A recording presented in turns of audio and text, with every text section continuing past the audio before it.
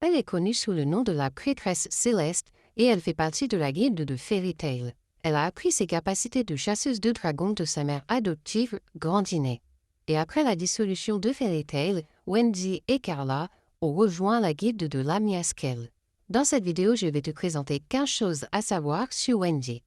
Première chose à savoir, c'est qu'à la base, Wendy devait posséder une baguette magique et sa marque de guilde Cat Shelter devait se trouver sur son épaule gauche au lieu de la droite. Mais l'auteur de Fairy Tail, Mashima, a amélioré un petit peu son design jusqu'à ce qu'il soit publié dans le tome 16.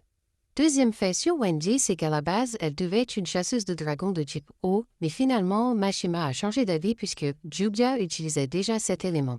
Il lui a donc attribué l'élément du vent pour en faire une prêtresse céleste. Et pour moi, il a totalement eu raison, puisque deux membres de Fairy Tail qui utilisent le même pouvoir, il y en aurait forcément une qui aurait été beaucoup plus effacée que l'autre. Troisième chose, c'est que dans le chapitre 341, pour le bon déroulement de la mission, elle se déguise en Haru, un personnage d'un autre manga de Mashima, Rave Master.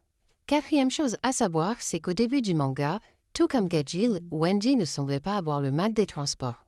Et ce n'est qu'en l'an 792 que Wendy commence à avoir le mal des transports, et ça veut dire qu'elle est devenue beaucoup plus forte, exactement comme les autres chasseurs de dragons.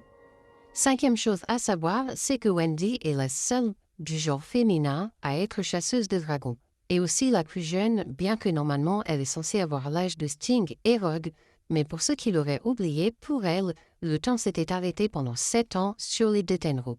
Du coup, ça fait qu'elle est devenue la plus jeune, puisque son âge n'a pas changé pendant 7 ans. Sixième chose à savoir, c'est que ses cheveux ont une teinte assez violette dans le manga et que dans l'anime, ils sont bleu foncé. Et lorsqu'elle utilise son pouvoir de dragon, ses cheveux deviennent quasiment roses et ça fait penser un peu au Super Saiyan dans Dragon Ball Z. Septième chose à savoir, c'est que dans le chapitre 388, Wendy, elle se coupe les cheveux et ça lui donne une apparence similaire à Katja.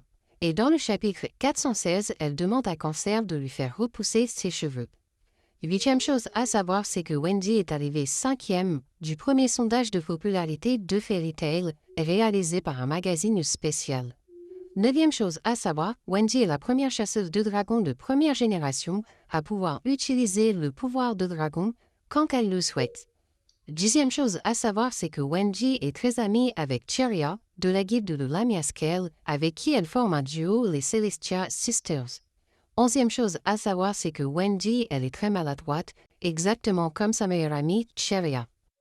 Douzième chose à savoir, c'est que Wendy, elle plaît énormément à Warren.